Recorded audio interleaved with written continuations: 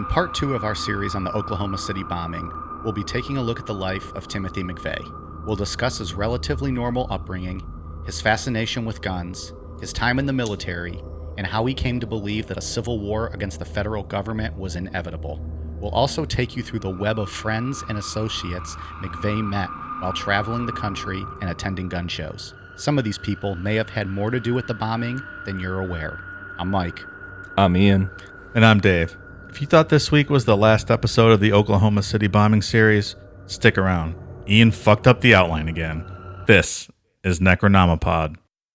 What impact did it have on you actually being there and looking at it? Shaken, disillusioned, angered that could happen in this country where our core beliefs are freedom and liberty.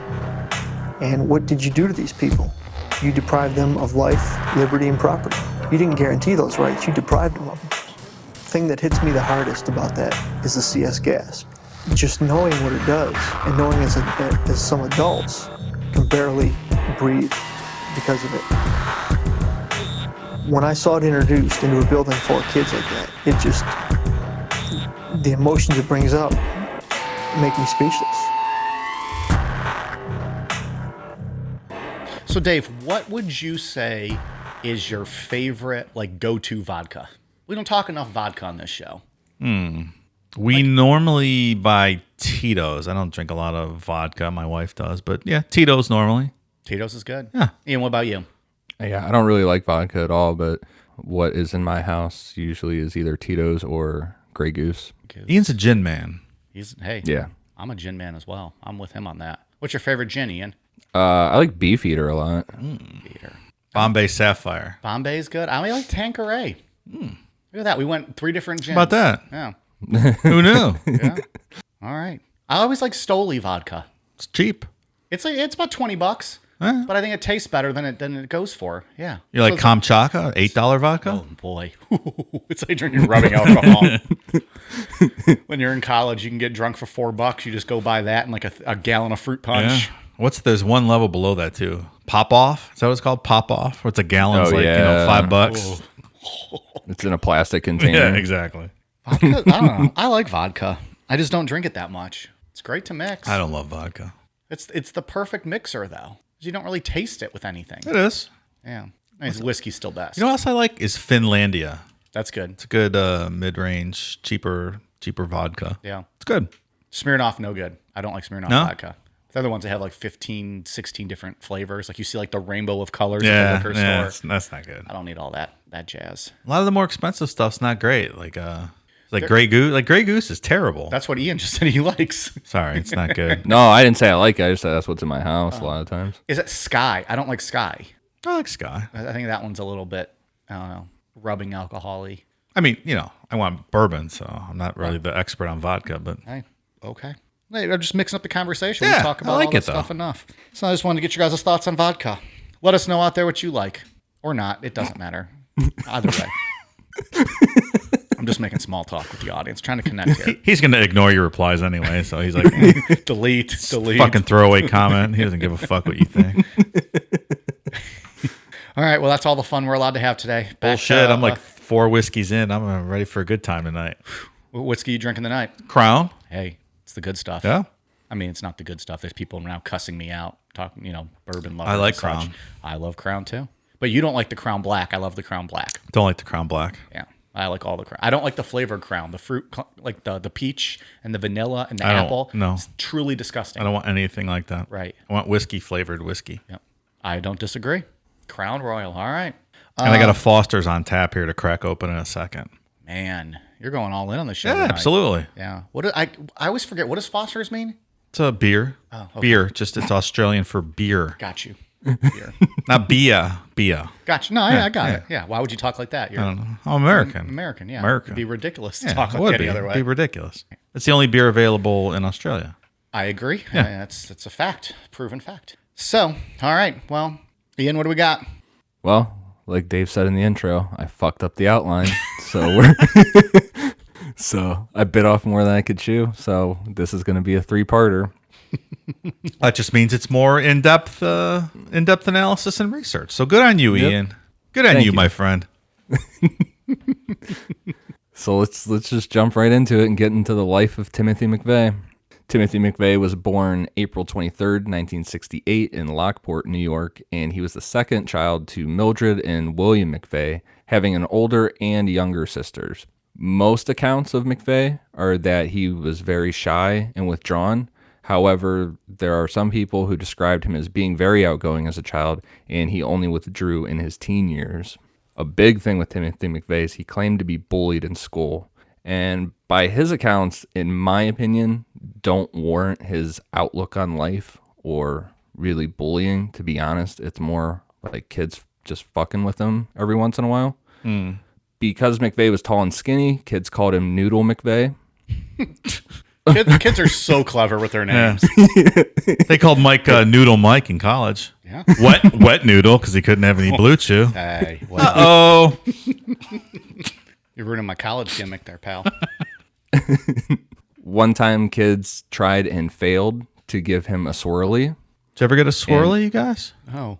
So how do you try and fail to give a swirl? Like, what does that mean? Like he got away?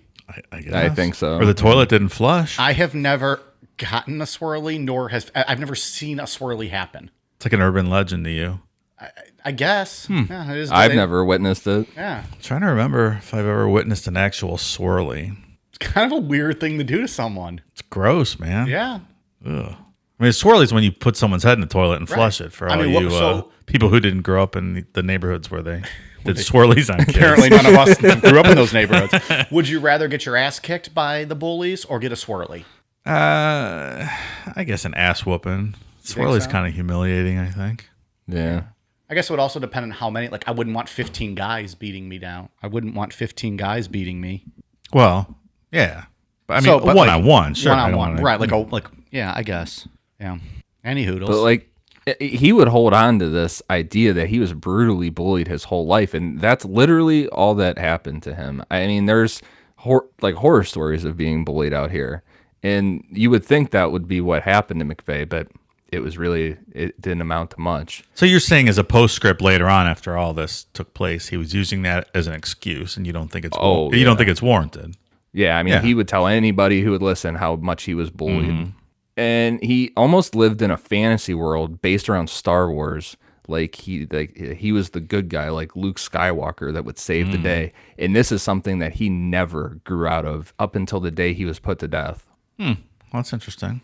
What a jaded view of life to have. Sure. Damaged this one was. Yoda Dave. Have we had? I think he's been on before, hasn't he? That's hard to do. I don't know. That will not be. He just likes the moaning. Could have used him on the last bonus show.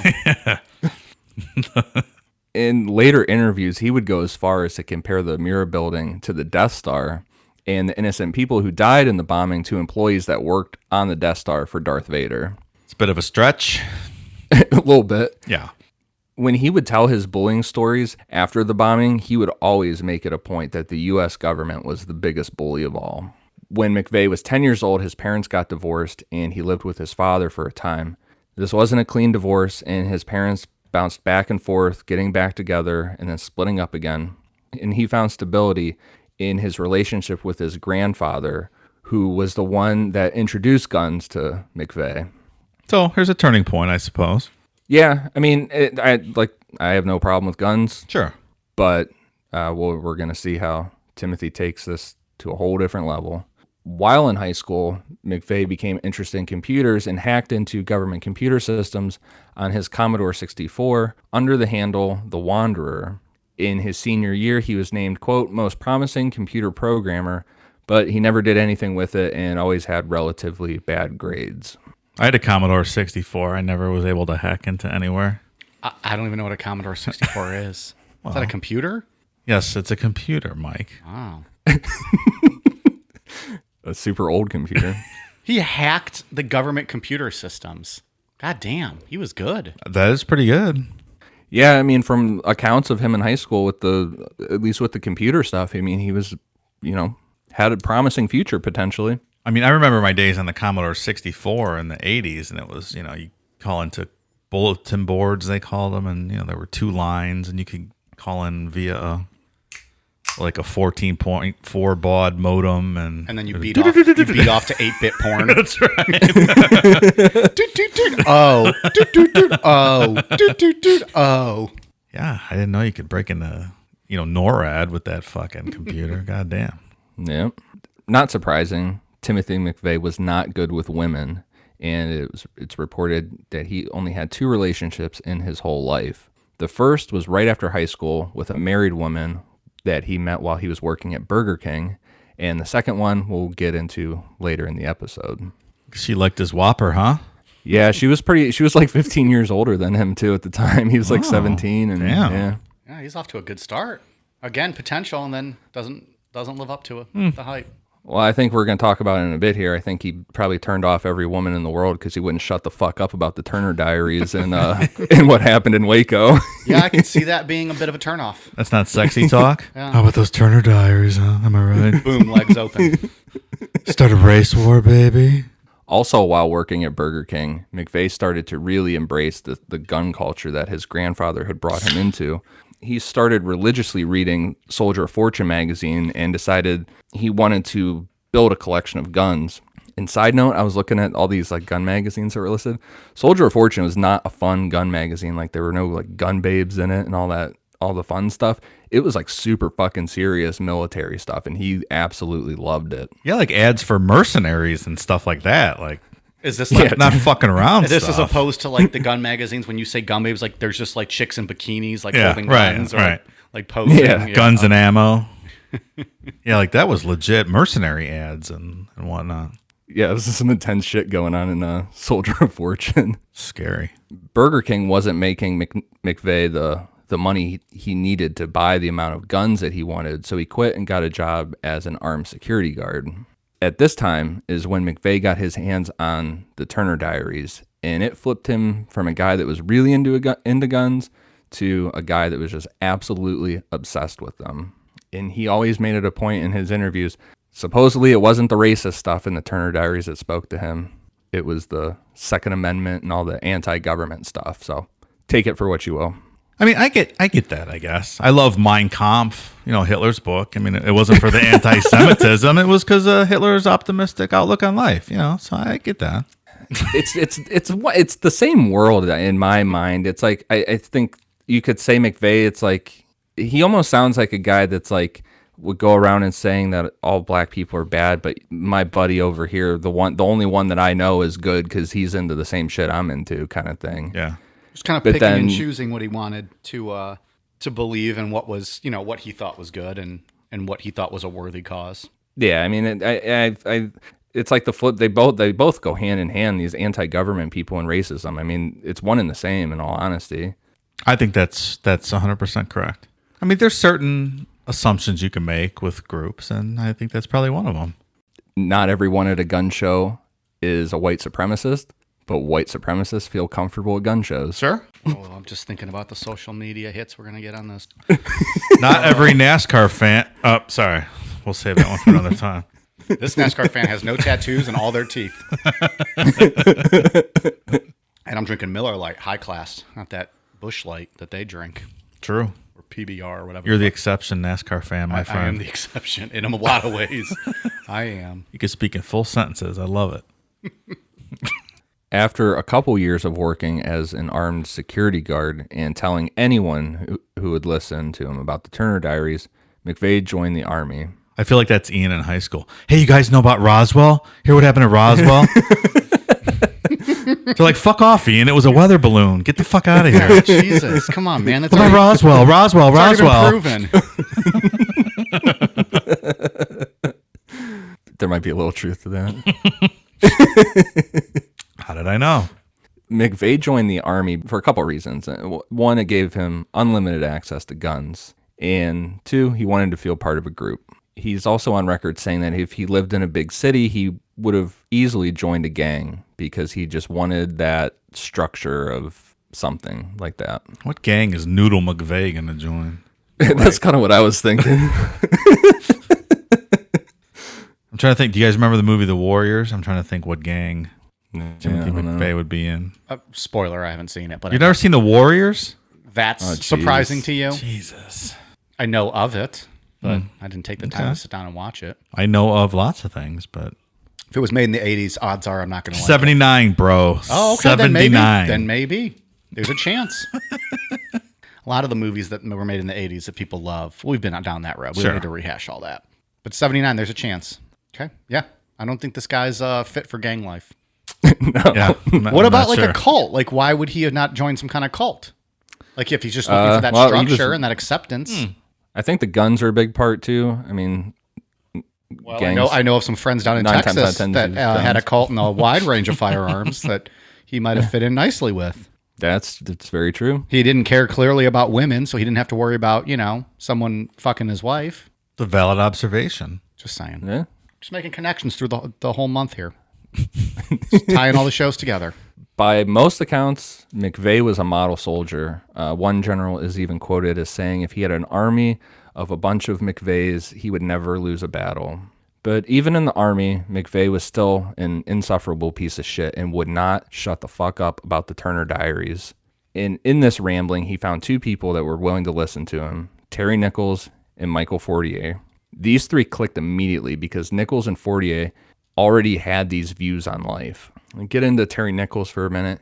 He was 10 years older than McVeigh, and he was one of those sovereign citizen guys. Oh boy, those guys, yeah. The best.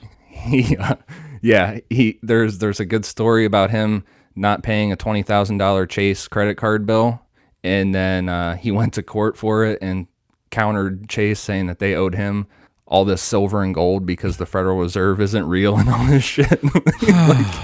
He's just one of those insufferable dudes that just he renounced himself as a U.S. citizen at one point because he didn't want to pay his child support. Like, just a pain in the ass person. And even though he was older, like McVeigh looked up to Nichols, but we'll see here in a bit that this flips and Nichols starts following anything that Timothy McVeigh says to do. So are they mainly bonding over the anti-government stuff, not so much the racism stuff? It's all the anti-government stuff. Yeah. Okay. For these guys, the racism stuff it's secondary. It's still there, but it's secondary. And then Michael Fortier, there isn't a ton to say about him other than he was a huge pothead and smoked a ton of meth and had these same views. I think most potheads love meth, huh? It's kind of an outlier. Well, pot's a gateway drug, Dave, so it leads to meth. That's just science, right?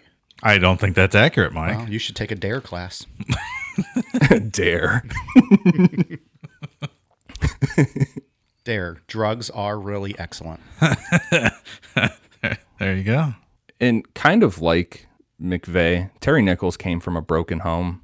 And like all the sovereign citizen people, he blamed all of his shortcomings in life on the federal government. In 1989, Nichols left the Army due to a hardship discharge and wouldn't get back in touch with McVeigh for another couple years. What's a hardship discharge? Something's going on at home. You got to take care of your family or something. Yeah, so his family ran a farm, and so the farm was like getting like close to going out of business. Oh, okay. And that's how he ended up getting out. Okay. If you're so anti-government, why are you in the military? Like literally fighting for the government and the country that you're Because you like so against. You can shoot guns, right? But like you would think if you felt so strongly about that, you would not. You'd be in a militia. You join your up own in the militia, woods somewhere. right. Sure. But so I don't. That's just weird. Why are all these guys like for McVeigh? Ian kind of explained it. He kind of fell into it because of his love for guns. But like if you're Terry Nichols, already well established in this belief of hating the government, and I don't know, it's just weird. It's an interesting thought. Well, I have a lot of those sometimes. You do. And then a lot of times I don't. Sometimes you don't. Also true. While the two of them were separated, McVeigh got really heavy into conspiracy theories, such as the world is really being ran by Jewish people behind the scene. And these ideas would only get stronger when he was sent to the Gulf War in 1991. The Gulf War started when Iraq invaded our ally, Kuwait, due to oil pricing and production disputes.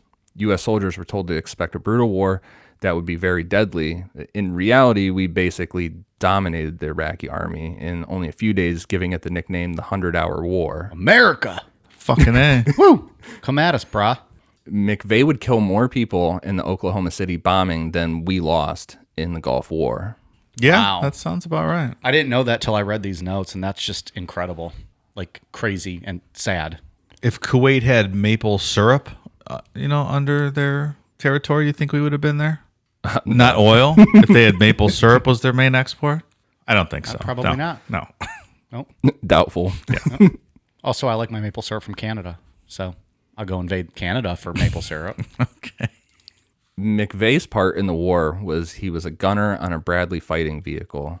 The name of the vehicle was Charlie 11, but McVeigh renamed it Bad Company after the song/band Bad Company, and he played it on repeat over the vehicle's intercom system to make damn sure that everyone knew his vehicle was called Bad Company. And like the Turner Diaries, he told everybody it was called Bad Company. Hey guys, you know what the name of this Bradley fighting vehicle is? It's not Charlie 11. It's Bad Company, and I can't deny.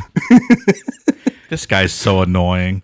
Could you imagine being a soldier that was like paired up to be in his troop or whatever for this, and he just won't quit playing this fucking song, and you're in the middle of the desert trying to fight people? I'd probably just team up with the enemy at that point. And just be like, fuck this guy. You Taking be him a out. traitor and go to the other side. Fuck this, dude.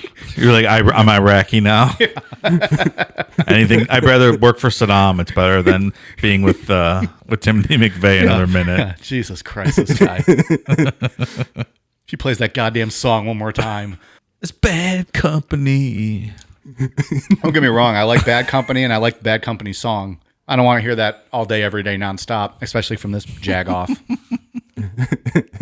As far as kills go with McVeigh, the way he tells it and the U.S. Army tells it is that he only had 2 confirmed kills. McVeigh shot and killed 2 Iraqi soldiers that were 1,000 yards away, and he got a medal for this.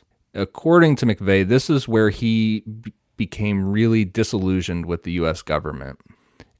He felt that it was too easy, and the Iraqi army had no chance. Like, it was basically a slaughter. Well, that's 100% accurate, sure. He also came to believe that the U.S. was tricked into this war by the UN, who was secretly ran by Jewish people. Oh, Thoughts on that one, Dave? Well, There he's wrong. There he's wrong. always this Jewish conspiracy stuff. It's so ridiculous. Yep. It was a slaughter, though. I mean, that's pretty accurate. Who gets a Yeah. worse rap, Jewish people or reptilians, for how they run this world? Like, they're both just shit on so much for running the world. Constantly. I don't even know how to respond to that. I was just trying to make a joke, guys. Like, was that offensive? Like, you guys both just like went dead awkward silent. I was just making a joke. You guys had me nervous. Like, did I say something bad? I think historically the people with the least power, the Jews, and then somehow they're secretly running the world in this Jewish cabal. It's just ridiculous. And the reptiles, who clearly are They're running the suffered world enough. for sure. Well, we covered That I believe. 2 parts available in the archives. That's 100% true. Have you ever seen They Live? Of course, it's true. Of course, I've seen They Live. Roddy Piper. My favorite Come movies on. ever. Should have been an Academy Award-winning movie. On the flip side of McVeigh's version of it and the U.S. Army's version of it, according to 3 of his fellow soldiers, McVeigh shot and killed 4 Iraqi prisoners that had already surrendered, just basically walked up execution style and killed all 4 of them. When McVeigh's commander has been asked about this, he has always refused to talk about it in fear of being tried for war crimes. So you can kind of, I think, lean towards there could be some truth to this. Yeah, because if he didn't do it, why not just say that? Well, and the guy who later on has no problem blowing up kids as collateral damage, I don't think it's a stretch to think he may have executed some prisoners of war, right? Right. Fair point. Before the Gulf War started, McVeigh was scheduled to go into training to become a Green Beret, but it got pushed back. When the war was over, instead of taking some time off, he went right into training, and because he was absolutely exhausted, he failed. Of course, this wasn't the fault of him for not taking time off, which they offered him. This was the Jewish-ran UN that caused the Gulf War to happen and ruined his chances at becoming a Green Beret. Oh, naturally. They probably started the whole war just to prevent McVeigh from becoming a Green Beret. Right? He hooked up with Terry Nichols, and that was mistake number 1. Absolutely. He was targeted from day one. Yep. When McVeigh was officially out of the Army, he went through depression over these issues, and looking for something else to belong to, he signed up for a trial membership with the KKK after being impressed by a pamphlet of theirs he was given at a gun show. What do you get with a trial membership for the KKK? Like, first 30 days free. Sign up now. If you don't find the love of your life. I know they give you a T-shirt because he traded. I was reading like in depth about his gun show experiences. At one point, he traded his membership KKK shirt for something at a gun show. Free trial, you get 30 days of hate and 1 free cross burning. Like, for real? Like, what does that even mean? I think it's kind of like a gang thing. All these fucking groups do this. It's like this initiation thing to prove you're tough enough and committed enough to this bullshit cause to be a member of it, kind of thing.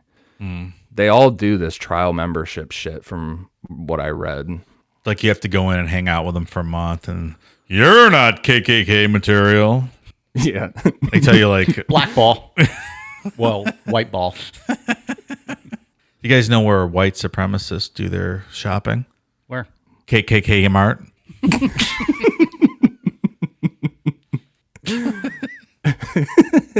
So after his trial run with the KKK, McVeigh didn't officially join because he said the KKK was, quote, manipulative to young people, and they were too devoted to the racist stuff and not the anti-government Second Amendment stuff that McVeigh was interested in.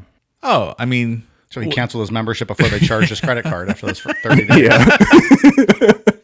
Motherfucker got out quick. So he wasn't familiar enough with the KKK to know that they were focused more on this racist stuff instead of... Oh, so you're anti-government, pro-Second Amendment? Yeah. I'm listening.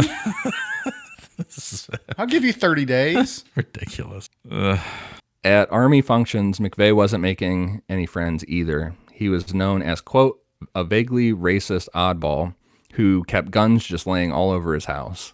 And since he wasn't finding people in the Army who shared his worldviews, he started attending gun shows more and more to find like-minded people.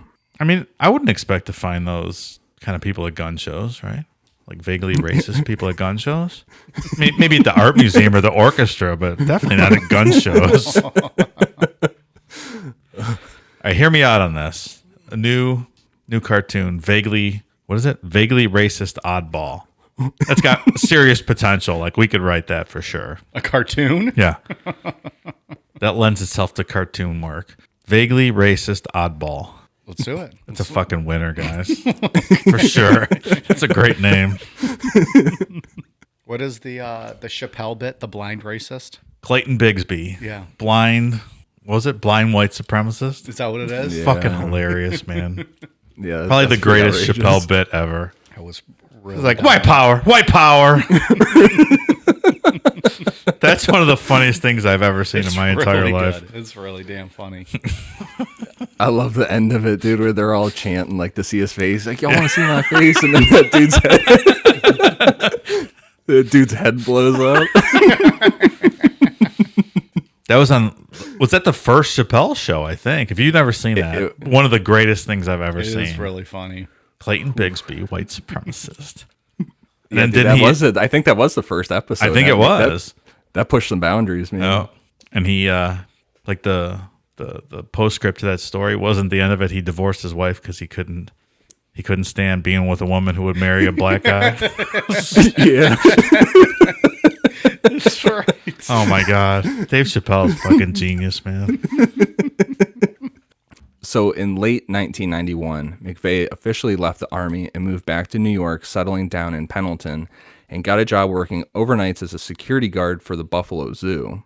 At this time, the Depression wasn't going away, and McVeigh was suffering from PTSD. He made an honest effort to get treatment through the VA, but he was too ashamed to use his real name, and they would not allow him to get help anonymously. I don't know if this would have changed the results of what we talked about in part one, but this is the one and only moment in this story that I actually feel bad for Timmothy McVeigh, because I know stuff like this is a huge issue with veterans. Sure, still to this day. I mean, there's a huge, I guess, stigma attached to PTSD where a lot of people don't seek probably the treatment they need because they're embarrassed about it. But fuck, I mean, can you imagine seeing some of that stuff that these guys have seen? I don't understand the not letting them get help anonymously thing. I don't know if that's changed, but at least back then, I don't get that. Why they wouldn't let him get it anonymously. I mean, does it have to do with like going to a VA hospital, not wanting to, I don't know, sign in under your real name kind of thing. Yeah, his reasoning was that he didn't want there to be records to jeopardize him getting employment or something in the future. Yeah. It'd be like, Yeah, I get that. like, and have it labeled that he had some type of, issues with Mental PTSD. illness. Sure. I think it's a valid concern. I mean, and the suicide rate of veterans is still like very high. It's terrible. Not good. Yeah, there was a documentary I watched not too long ago on that, and the number, it's a really staggering number how many of those guys commit suicide a day. Yeah, it's awful. I think there's been historically a lot of issues with the level of care provided by the VA for veterans, and yeah, it's awful. While working at the Buffalo Zoo, McVeigh still wouldn't shut the fuck up about the Turner Diaries and would talk to his coworkers about it constantly. Can you imagine being on the overnight shift, just you and him, and like you're just trying to like fucking sit there and like watch like late night Three Stooges or something, and he's just talking your ear off? Yeah. Was he a security guard I'd at the fucking zoo? throw him in the tiger pit. Yeah. Hey guys, what about a race war? Let's start a race war. Turner Diaries race war. Just get this guy out of here, man. Oops. Hey, how about Roswell? Did you see the aliens landed at Roswell? Shut up, Ian. It's a fucking weather balloon. Everyone who's ever worked with Ian in their life, including us. We let him do that show in the first month just to get it out of his system. The government cover-up. Aliens, they have a Roswell. Area 51. I feel like if I was a security guard working with McVeigh, he would have had an accident in the tiger pit. God damn, that's a bold call. I'd be like, oh, Timothy, did you see there's a federal agent in the tiger pit? Let's go check it out. When he goes to look, boom, throw him out Royal Rumble style. Jesus. Flip him over the fucking barricade. Oops. Well, his shit with the Buffalo Zoo, talking to coworkers the way he was about the Turner Diaries and stuff, and getting more and more worked up about the federal government, it caused one of the guys that he worked with to bring a tape recorder with him and record McVeigh talking in case he made a specific threat against somebody. Wow. Yeah. Attending gun shows was getting McVeigh more into the conspiracy world, like into the crazier shit, like FEMA death camps and all that real out of control shit. Oh, at gun shows? That seems out of character. It's not where I would expect that kind of talk. Oh, gosh. So many answers I'm going to have to give. And as he was getting more and more into this, Ruby Ridge happened. Oh, boy. Not just to McVeigh, but to many people in this world. Ruby Ridge was viewed as the first shot in this inevitable civil war that was going to come with the U.S. government. Just after Ruby Ridge happened, Terry Nichols rolled back into McVeigh's life, showing up in New York with his new mail order bride from the Philippines. Is that still a thing, mail order brides? Can you still do that? I'll sign up right now. You got something for me? Let's do it. Let's see what happens. What country would you pick to get a mail order bride from? Ooh, I don't know. Well, can I browse the menu? I don't know. I don't know anything about it. I feel like it's always shady countries like the Philippines and Yeah. and Russia. Yeah. Can I right? pick any You could country? find a gorgeous Filipino woman or, smoking I'm not saying that. Russian. Ukrainian women? I would just have Not to bad. look. I'd have to look through and see. Yeah. Curious how that works. I'll do it for a bonus show. Will you? Yeah. We'll see what happens. What are we going to do when she gets here? Just I don't know. oh, I don't know. 30-day money back return, right? Isn't that how it works? she can stay at your house for 30 days? I didn't say that. Oh, Just meant I can send her back, or him back, whoever I choose. You never okay. know. Sure. All right, we're going to look into Coming that. soon to Patreon. The mail order bride episode. Polygamy Mike, mail order bride. After Nichols was done visiting New York, McVeigh got heavy into gambling, specifically betting lots of money on the Buffalo Bills. For people that are unfamiliar with football, the Buffalo Bills went to the Super Bowl for 4 consecutive years and lost every time. Ouch, that was a bad Any streak. listeners we have in Buffalo, you just kicked straight up in the dick with that comment. God damn. Who was the field goal kicker? Scott Norwood. Is that what it was? Yeah, terrible. I was young at that time, but even I remember that. Like 4 straight years. Yeah. That's like the only thing that us Clevelanders could look back on and be like, well, at least that wasn't us. You're like, The Browns have never even been to a Super Bowl, so they were good in the 50s and 60s, though. in the 80s, it still never made it to the Super Bowl. They were good before the Super Bowl started. They were? They were. It's true. In February 1993, right after McVeigh lost a ton of money on Super Bowl 27, he decided that was time to get out of New York. So he headed down to Fort Lauderdale, Florida. All right, so here's a trivia question. What Necronomicon alum did the coin toss in Super Bowl 27? I know it. I know it. Who is it? O.J. Simpson. That's right. Yep. Boom. Put that on trivia. God damn, I'd beat motherfuckers. I like how I raised my hand, too. I don't know. He raised his hand, Ian. I'm sorry. Even though Ian said he knew it before me. You get to go, but you get to go first because you raised your hand. Well, I too. follow rules, goddammit. Etiquette. Who was the halftime show? Oh, I don't know that. Do you know? I do know. 1993. Would that have been Michael Jackson? Yeah, it absolutely was Michael Jackson. He didn't raise his hand. Nice. My hand's up. Sorry, Ian. Michael Jackson. That's absolutely right. I was going to guess Salt and Pepper, so. Oh, I like salt and pepper. That was a big Super Bowl then. O.J. Yeah, Simpson sure, and man. then fucking Michael Jackson. So much crime in that future. That was the year Buffalo got fucking smoked by Aikman, I think. Like Yeah. 50-something to 20-something. I don't remember. Yeah. Was it 2 years in a row that they lost to Dallas? Or was it? Because it wasn't always Was Dallas. that? No, it wasn't always Dallas. There was somebody out there That was now the year cussing us that the fuck out. Aikman smoked them, though.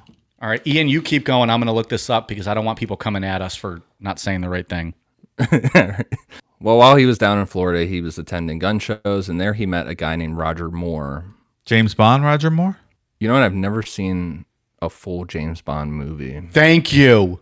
Thank you. You I guys- always get shit on for that. You guys are I have never seen a James Bond. Oh, you guys, Dave quits the show. He's walking out. He's going to get out of here. I am apoplectic at the moment. It's just why? Why?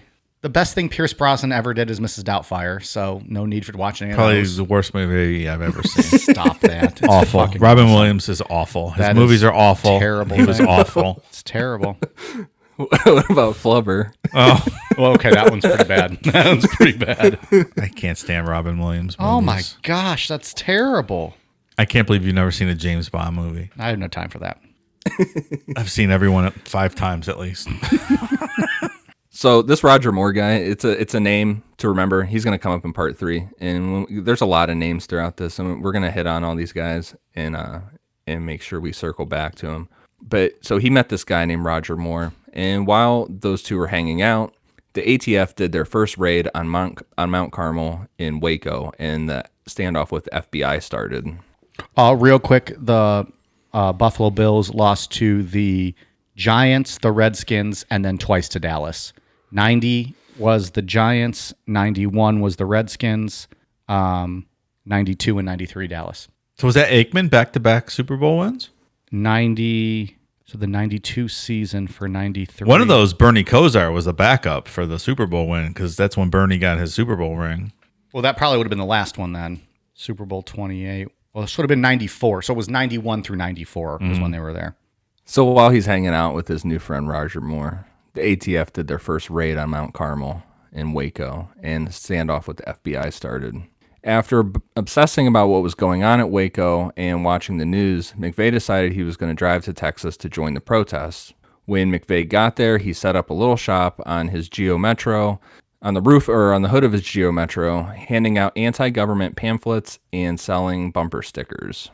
Was it like leftover Klan swag from his 30-day free trial? No, because they were not as anti-government as he wanted, Dave. Pay attention to the Cross story. Burning Festival 87. Woo! Do you think, can you still get one of those like bumper stickers he was selling? You probably Good could find those question. somewhere. Probably. Wouldn't that be something? Well, it just so happens at the Waco protests, Louis Beam was there at the same time that McVeigh was. If we remember from part 1, Louis Beam was the KKK guy that came up with leaderless resistance, which was that true like terrorism, lone wolf style stuff. No hierarchy, so there's no one to take down. Right. And from recorded conversations, he knew damn well that the Oklahoma City bombing was going to happen. We don't know for 100% that they spoke, but we know that they were there at the same time. And I think based on what we went over in part 1, these two talked. Yeah. After spending a few days at Waco, McVeigh got back on the road, traveling from gun show to gun show, selling the Turner Diaries and all the shit that he was selling at the Waco protests. So he just Get had a your whole clan swag here. Get your Turner Diaries Volume 1 here. All while blasting Bad Company from his car, Bad Company. reliving his days. Oh, boy. Along his travels, McVeigh would eventually end up in Kingman, Arizona, where he met up with his old Army friend, Michael Fortier. Fortier's place would become somewhat of like just a place that McVeigh could crash whenever he wanted over the next couple years. Fortier was still up to drugs like he was back in his Army days and introduced McVeigh to meth to help him stay awake when he was driving across country to all these gun shows. Well, there you go. It helps, I'm sure. I guarantee it helps. Yeah. And we Drive said San Diego to fucking Maine, am I right? 2 days, brother. Fortier was the guy that he met back when he met Terry Nichols, too, at the same time, right? It was the two of them. Right. Yeah, so this was one of his two old Army chums. We'll be right back. Is there something interfering with your happiness? Something keeping you from achieving your 2020 goals? Let's face it, these are certainly trying times. From being cooped up inside your home to wondering how you're going to pay next month's bills, we're all experiencing some form of stress or strain on our mental health. And for that, BetterHelp is here for us. BetterHelp is an online mental health provider that will assess your needs and match you up with your own licensed professional therapist. The best part? No waiting rooms. That's a pretty big deal if you're as impatient as I am. BetterHelp is a safe and private online environment that will have you communicating with a counselor within the first 24 hours. And once you've begun, you can send your counselor a message at any time, always getting a helpful response in a timely manner. You even have the ability to schedule weekly video or phone sessions, all from the comfort of your very own couch.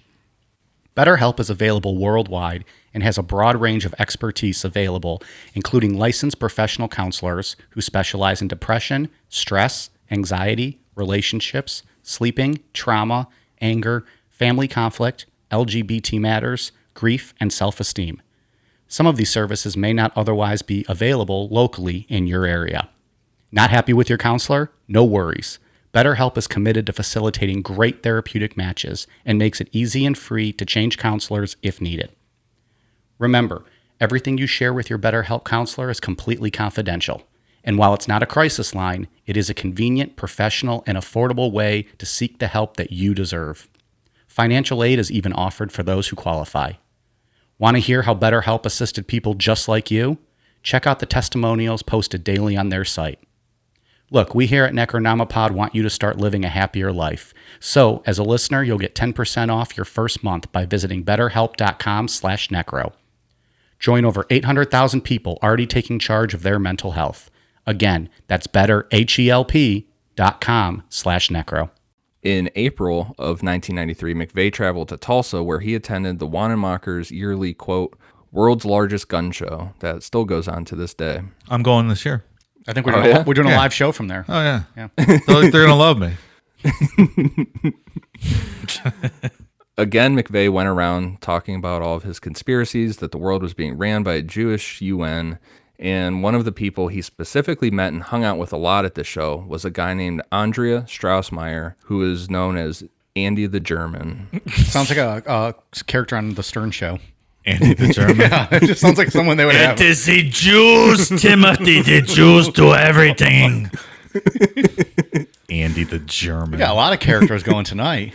I have to start making a list. I'll keep a list on the wall over here. Yeah, and all these idiots are going to come back up in part 3.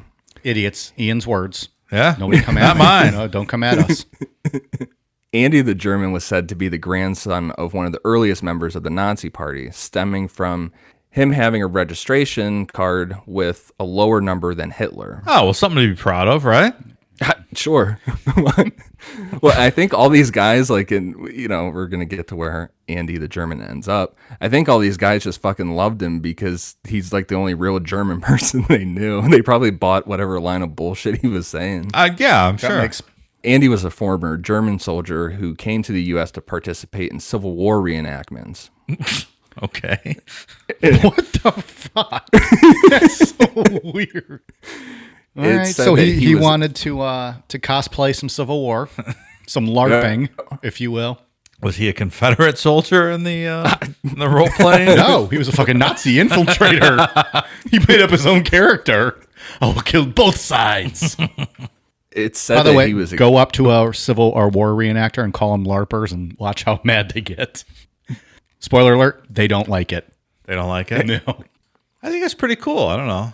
A good friend of mine does Civil War reenactment. I don't think it's bad either, but I think it's funnier to call them LARPers and then they get all fired up. Well, I'm going to introduce you to him next time. Say, hey, you, and Dave you said, can call him Dave a LARPer said, and we'll Dave see said what you're- happens. Oh, nice to meet you. Dave said you're the LARPer. Okay, bye. stories about Andy the German were that he was very hard to get along with. That he would like stay up real late at night painting like Civil War action figures or like little miniature figures, and when he fucked up, he would get real mad and start screaming in German and 99999. so Just saying angry German, you don't say. That never happens. So these Civil War guys were kicking him out left and right, and he bounced around staying at these guys' houses in hopes of getting employment with the U.S. DEA since he had been part of Germany's special forces. Oh, of course. Why not? Naturally. After that fell through and running out of places to stay, he somehow made friends with Robert Millar and moved to Elohim City. And Robert Millar, who we talked about, last episode? Yes. What was his deal again? He founded Elohim City back in the 70s, and Elohim City is right on it's in Oklahoma, right on the border of Arkansas, and it became the kind of a landing spot for all of these groups to just, if you're white, racist, and Christian identity movement, you're welcome at Elohim City. I don't think I'd be welcome at Elohim No. City. They would not like me Well, there. initially you would be, and then you'd talk. Until I open my mouth Yeah. 30 seconds If you later. kept your mouth shut, they'd love you. You could run for mayor. Andy the German absolutely loved it in Elohim City. Oh, shocker. Weird. Fit right in. Like a duck to water. And he made himself in charge of paramilitary training people at Elohim City for combat. Made himself in charge. He's Yeah, like, he just "Of kind course, of designated this is mine that. now. I'm doing this. Now, back at the Wanamaker gun show, after bonding over Waco, Andy the German gave McVeigh a card with information on how to get to Elohim City. We don't know for sure if it was friendly or if Andy was trying to recruit McVeigh, but I think it's fair to say it was a little bit of both. Also at Wanamaker, McVeigh hooked up with Roger Moore that he had met back at the gun shows in Florida. After sharing a table for the weekend, Moore invited McVeigh back to his farm in Arkansas. After staying with Moore for 10 days, McVeigh headed to Michigan to go hang out with Terry Nichols. This guy's everywhere. He's traversing the country. Really seeing everybody here. Yep. This is, again, if we're making a web of like the people he knows, we're doing fucking Charlie from Always Sunny on the wall. Like that meme we always post. I think we mentioned it in another show where it's just like a huge spider web of connections of people. That's what we got going on right now. Yeah, and it's crazy. We'll see in part 3 how, when I mentioned Roger Moore from back in Florida, starting with Roger Moore, every name we bring up tonight is going to come back up in part 3 as playing out in some role in the actual bombing. Now, this is where McVeigh and Nichols would become really, really close. So close that Nichols' mail-order bride, Mara Fay, would become extremely jealous of them. But even though she was very jealous, Mara Fay would eventually have a brief affair with Timothy McVeigh. Uh-oh. So that's his second hookup. Uh-oh. This guy's got such game. He's it's only the second girl he's gotten, huh? I can't see what would be charming about Timothy McVeigh. Maybe he's Turner better than Diaries. Terry- What about the Turner Diaries, honey? I want to start a race war. The longer McVeigh and Nichols spent time together, it quickly became evident that McVeigh could get Nichols to do whatever he wanted, basically cucking him completely. A couple weeks after McVeigh showed up at the Nichols farm, the final assault at Waco had taken place, and we know from a couple weeks ago how that ended. McVeigh watched all the news coverage, while according to Nichols, he was crying out of anger. The final straw for McVeigh was when the ATF took down the Branch Davidians flag and raised their own. McVeigh saw this as the U.S. law enforcement declaring that they had won a war on U.S. citizens and something had to be done about it. I think the flag thing was completely unnecessary, honestly. It was a It's huge just- slap in the face. It's just not. It's not your. That's not your place. You know. It's just not necessary. I agree. It is kind of like war at that. It's like, what are you saying right now by doing that? The optics on that are terrible, and it just had no place. 2 episodes of Waco available in our archives as of last week, 2 weeks ago. And that's the thing with all of these people at all these groups and anybody they were trying to recruit at gun shows and stuff. It's all the optics. All you had to show these guys was the ATF raising that flag in the building burning, and you can whip everybody up, you know. Sure. It's all optics. Yeah, it's 100% all optics. We're not talking about deep thinkers here, or it's a black and white thing, and things like that count. Yeah. Well, McVeigh headed out from the Nichols farm and went back on his gun show trips, but the stuff he was selling was ramping up in violent rhetoric. He was selling shirts that had the Waco fire on it that said, quote, Federal Bureau of Incineration. ATF hats that had bullet holes riddled through the logo, a Waco propaganda video, and going as far as to hand out business cards that had the name and address of the sniper who killed Vicky Weaver at Ruby Ridge. That's bold. Yeah, gosh. Yeah, that'd be like if like just say you're at the gun show just to buy some guns, you're not really into all this bullshit, and he hands you that card, be like, whoa. Yeah. Just hand it thank back, you. be I'm like, gonna leave "All this right, on pal." the table. Yeah. Yeah. But again, if that's your thing, and you think that sniper, Well, then that's a fucking murdered gold mine. Vicky Weaver, then Right. that makes sense. I feel like there's a law being broken there to some degree, since that guy's a federal agent, but or works for the FBI, however that works. But it's a bold move. I don't know. The propaganda video he sold was called Waco, the Biggest Lie, and this video put all the blame on the federal government and promoted ideas about the final day of Waco that simply weren't true. Like what? We can go into this. I think this would be a good thing from Yeah. some of the feedback that we got on the Tibbs interview. The bullets being fired into the building, those flashes, that's been disproven. And in the interview I did with Tibbs, he fully believes that aspect of it. Yeah. And And I think Ian, you took some shit, from a couple people as far as that being a softball interview because you didn't push back on Tibbs' My thoughts intention- on that. Yeah. I mean, my intention was just to get his side of the story. That's what he believes, I said it in part 2 that it's not accurate, and I'm saying it again that it's not accurate, but that's what he believes. I wasn't going to get into an argument with the guy about it. Yeah, it was a conversation with the guy. It wasn't a hard-hitting, it wasn't it wasn't supposed to be a hard-hitting interview, questioning and hitting back and trying to refute what he had to say. So I don't think that's valid criticism. It wasn't promoted that way, but Waco has probably been our most polarizing topic we've ever covered. We've heard since we started this whole month with Ruby Ridge, we've had criticism from both sides saying, we had people saying we weren't hard enough on Vicky Weaver, which is okay. Find us some actual facts because there's not. We've had people saying we were, siding, or like Ian was siding with Tibbs and all his shit. Then we had all kinds of gun people coming at us saying that we were too strict on them, or, we didn't know what the fuck we were talking about. And so all that. So, when you're pissing people off on both sides, then you did something right. I would agree. I thought it was a great conversation with Tibbs, and I don't know that.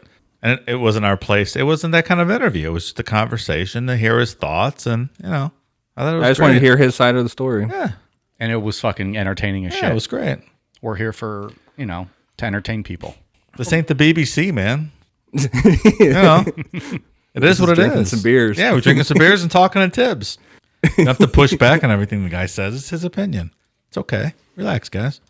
So, like I said, the Waco, the Biggest Lie documentary, it's just a propaganda film pushing everything on the U.S. government. Like, the Branch Davidians did nothing wrong at all. Not the Branch Davidians, David Koresh, I think. He was really the one at fault in a lot of things. And he was, I think, if you're looking at the Branch Davidian side of thing. Those people, you don't need to go down that road. We fucking covered that. Listen to Waco. Give us some downloads, motherfuckers. Give us some downloads, motherfuckers. There's the new shirt. We born right here. This video became McVeigh's new Turner Diaries. He would talk about this shit non-stop and playing it for people any chance he got, including jobs as a security guard. He kept a TV and a VCR in his car and would bring it into the job and show coworkers this video. Oh my God. Hey guys, what about the Biggest Lie, Waco? What about that? Remember when you had to like carry all that around to show people a video? Now you're just like, hey, I'm going to send you this link. Yeah, Pull up right, your phone and watch this. Let me hook up this VCR for you, and you can take a look at it. Oh, Waco, you say? Give me 20 minutes. I'm going to run to my car, come back and set this up. The biggest lie, really. The biggest lie. Meanwhile, he's supposed to be doing security. So, those poor animals.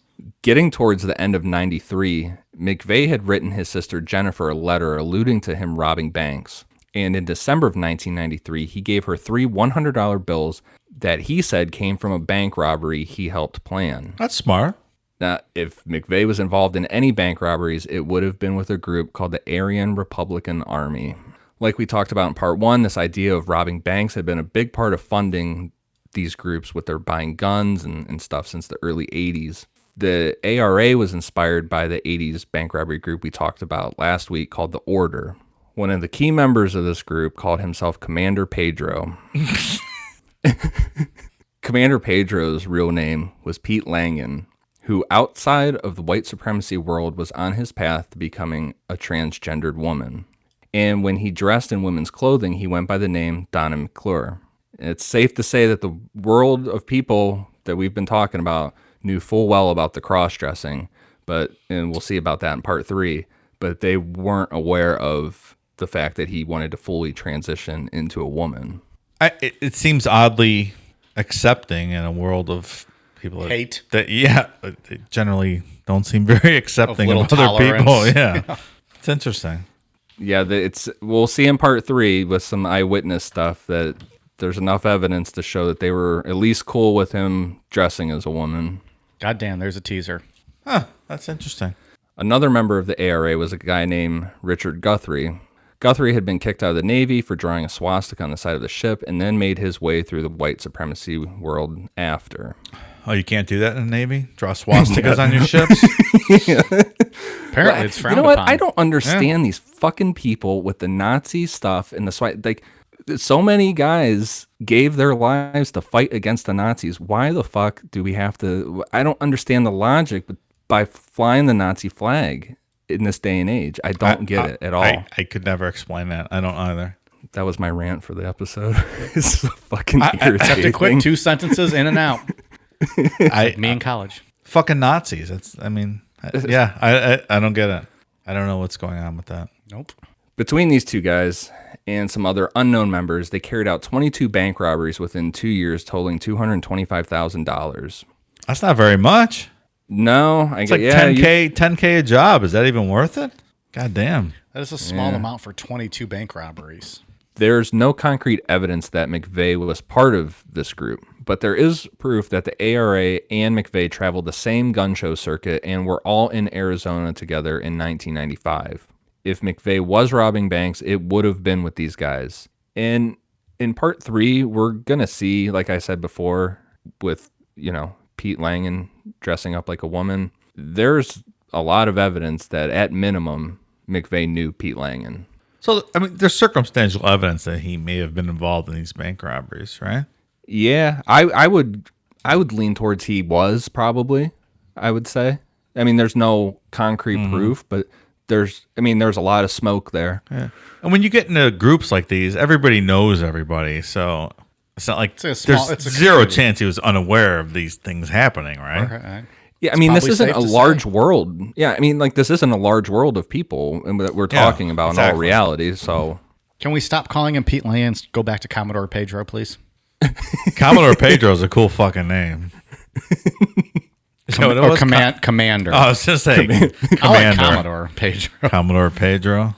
After his bank robbing claims, McVeigh headed back to Arizona to hang out with Michael Fourier, and the two of them decided to rob a local National Guard armory.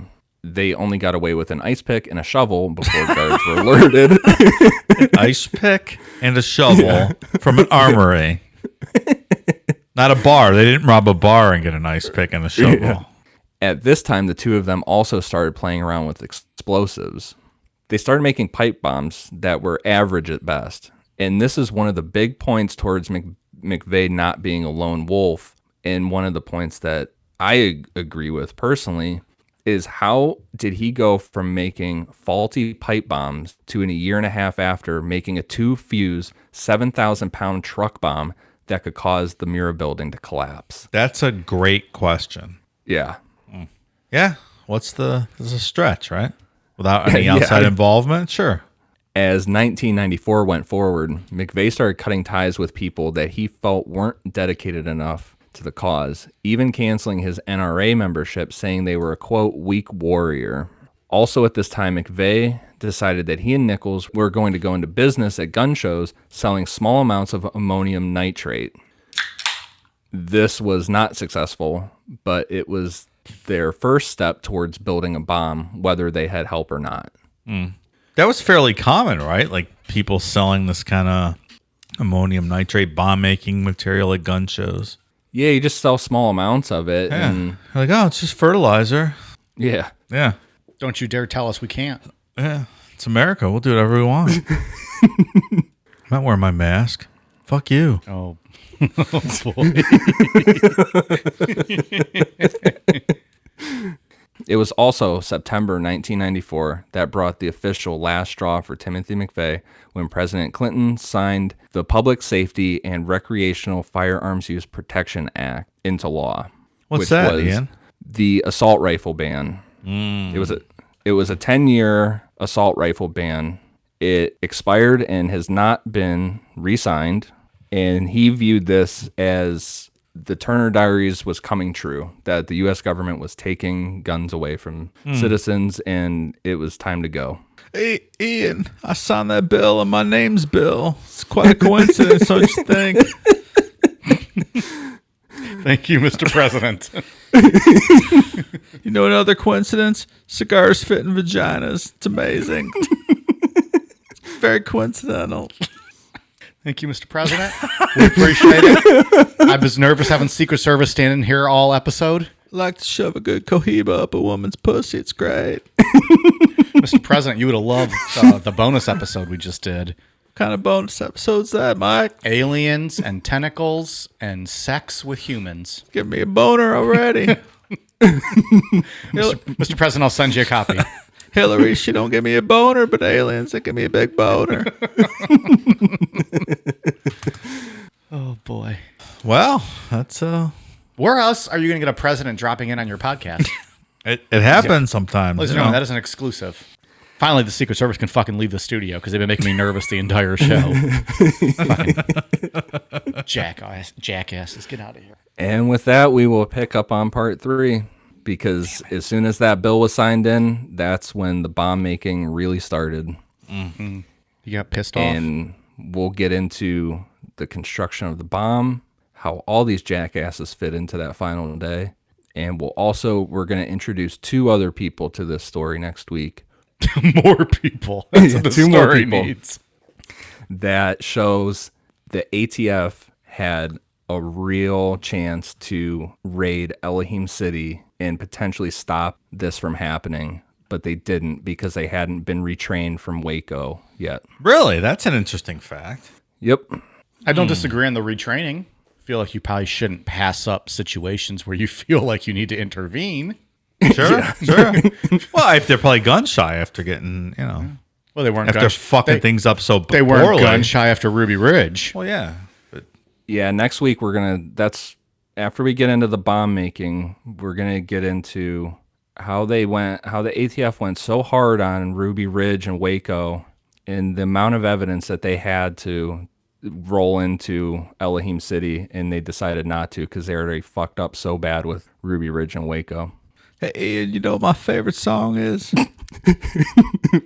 What's that, Mr. President? Devil with the blue dress on. Devil with the blue dress on.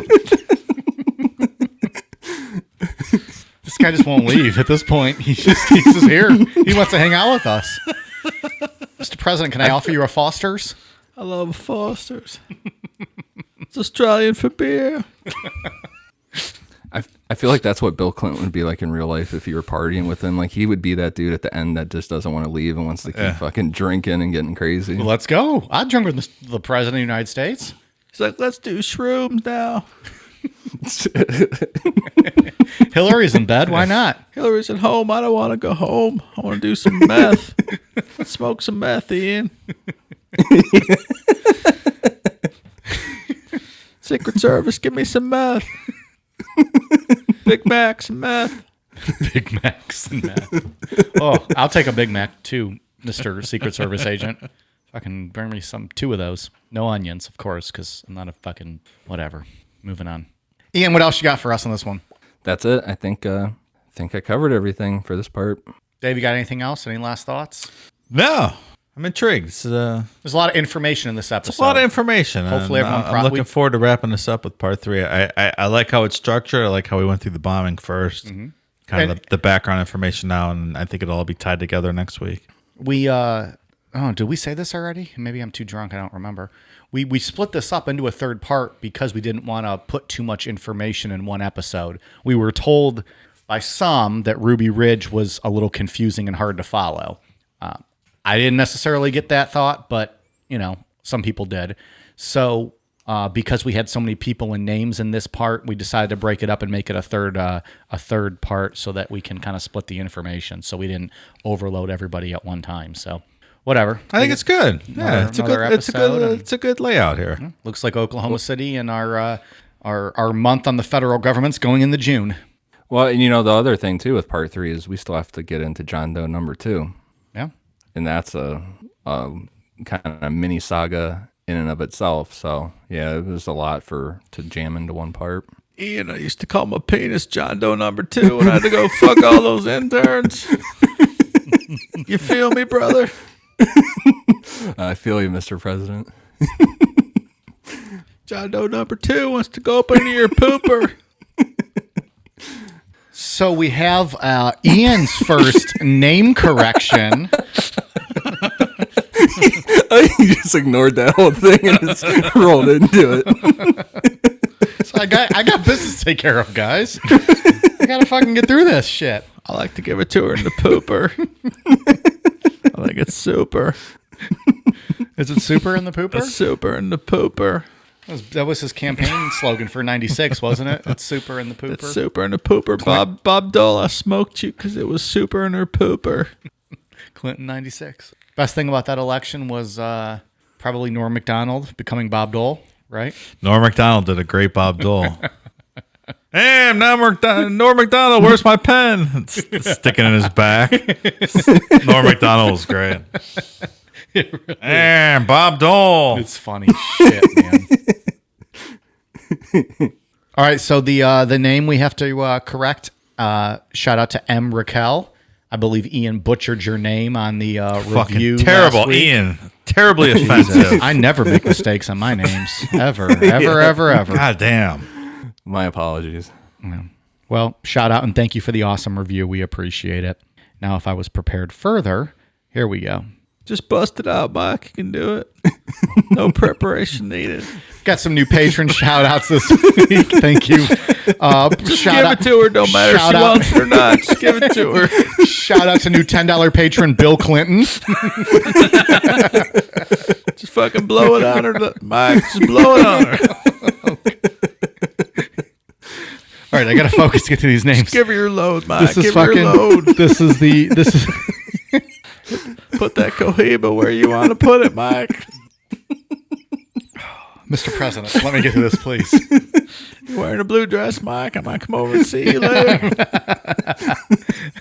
No, sir, I'm not. I'm not wearing my blue dress tonight. All right, Patreon shout-outs. Thank you very much to Priya Madali, Karen, Tamara McCrae, Amy Toon, Morgan Dean, Brandon Lee, Mateo Thomas, Drew, Francesca Campbell, Sue Ann Valek, Tanya Austin, Madison West, Ryan Doherty, Robin Pryor, 1234 Andreas with a Z, Alex Coronado, Sophie Reynolds, Tracy Linder, Ben Carras, Kyle Andrew Mooney, Rachel Adkins, Emily Howard, and Renata Macy. Thank you guys very much for signing up for Patreon. We appreciate it. Patreon.com/Necronomipod. Ian, what do you got? For iTunes, I have one for OG Blue Devil, Shamrock's Mom, Anon 9997799, Indie Chick 07, George the Serial Killer, and that's cereal like the cereal you eat. I think we've all been known to kill some cereal in our day. I'm about to do it in 10 seconds. and Licia 1291. Thank you guys for the awesome reviews. Let's do a quick little see if people are still fucking listening, because I think a lot of people tune us out when of course they we start do. getting to the end. Sure. But you know what? I'm gonna throw in a fucking end conversation. I like it, Mike. Top 3 Audible. Top 3 cereals. I'll go first if you guys need time. I can do mine. Do it. Ian, start with 3. I was going to start with 1. Or you don't even have to rank them. Just give me your 3 favorites. Doesn't have to even I be in was order. about to start with one. Yeah, because you guys are fucking. That's so fucking insane. Like, wow. Just give me don't even rank them. Just give me your 3 cereals that you enjoy. All right, I got them. Go ahead. Reese's Puffs, Okay. Lucky Charms, and Kix if I'm trying to be healthy. Ooh, Kix. Of those 3, I would take Kix. Cinnamon Toast Crunch is the greatest cereal Cinnamon Toast that Crunch has delicious. ever been created, ever will be, or ever will be on the store shelf in any world. Cinnamon anything. Toast Crunch is good. It's but the best ever. I don't think it's not in my top 3, but it leaves the best milk of any cereal. It is the best tasting milk of any cereal, is what I would say. It's Anyways, my 100% favorite of all time. okay, it's very good. Cinnamon Toast Crunch is delicious. I don't really eat cereal though, so I don't know what else. Oh, Can I just do a top 1? I don't really. Well, I don't eat cereal. you're That's all I older, got. so what? You like what's the frosted mini wheats, and you like Raisin Bran. Frosted mini Frosted Wheats mini are wheats and good. Raisin Bran. And Golden Grams are good. Golden Grams. Is I don't awesome. really eat cereal, but I don't eat. Cinnamon Toast Crunch is so fucking fantastic. It's really good. It's beyond reproach. Yeah. I really love Cinnamon Toast Crunch. It's fantastic. It's gonna be interesting to see how many people actually have listened this far to hear this You conversation. want to just do like an hour after show and see Well, the problem what is people are think? going to look at their little gimmicks on their little phones and see that there's like 25 minutes of us still talking, so they might tune in. The problem is it was after the shout-outs, so really there's nothing left. I'm going to throw the social medias in right now. Twitter, Facebook, Instagram, YouTube. We are at Necronomipod, patreon.com/Necronomipod. That being said, I'm going to give you my favorite cereals. Dude, let's just keep talking. I'm ready to drink for a long time tonight. So we'll go for like 3 hours and record, and we'll see what happens. So in third place, Frosted Flakes. I'm a big fan of Frosted Flakes. Yeah, okay. Second place, and this is going to make me an old person, Special K is delicious. I love Special K. Terrible. It's Go ahead. not terrible. And number 1, the greatest cereal of all time, Fruity Pebbles. No? Fruity Pebbles is fucking fantastic. It is the best cereal of all time. I'm gonna go back and go Lucky Charms on my third. Cinnamon Toast Crunch, it can't be beat though. You can't ever make disagree. something better than I Cinnamon named Toast 3 Crunch. cereals better than it. No? I did. But it leaves the best milk. I will stand by that. But I don't pour my cereal for the milk. I'm gonna say runner up is Captain Crunch with the berries in it. I mean, runner up. You already listed 3. I'm just saying. What do you get, fourth one if extra? Yeah, an honorable mention now, motherfucker. I actually prefer Captain Crunch without the berries, incidentally. Also, I don't eat Captain Crunch because I don't like the roof of my mouth fucking torn to shreds. Like what happens when you that's eat a good that point. fucking cereal. Or like when you make those Stouffer's French bread pizzas and you eat it, you're like, oh, it's so hot, but I can't wait. I'm so hungry. Fucking tears And the for like roof a of your week, mouth it's out. all burnt. It's awful. It's not terrible. It's not good. No. Yeah, Captain Crunch is delicious, but I refuse to eat it because I don't like my mouth torn to shreds. I hate when I'm eating some pussy and my mouth gets I get a canker sore on my side of my tongue. It's awful. Oh God. I like to do the alphabet when I'm eating some pussy. A B C D F G. Love it. It's great. I don't know. I don't know where to go from here. I think that's it. Is that all we got? I think that might be it. All right. We gave them a little bonus show A B on C cereal D E here. F G. Did you come yet? How far have you gotten in the alphabet, Mr. President, before they actually came? I never got past H. Those girls come right away. And it's cigar time. You guys suck the presidential cock now. Oh boy! All right. Anything else? We got anything else to add? No, I got nothing. No, that's all I got. That's all I got. I thought I heard Bill coming back up for a second. No, I think No, I think that's it. I love Cinnamon Toast Crunch. The best thing out there going today. It's better than Hillary's asshole. Goddamn, pal. All right.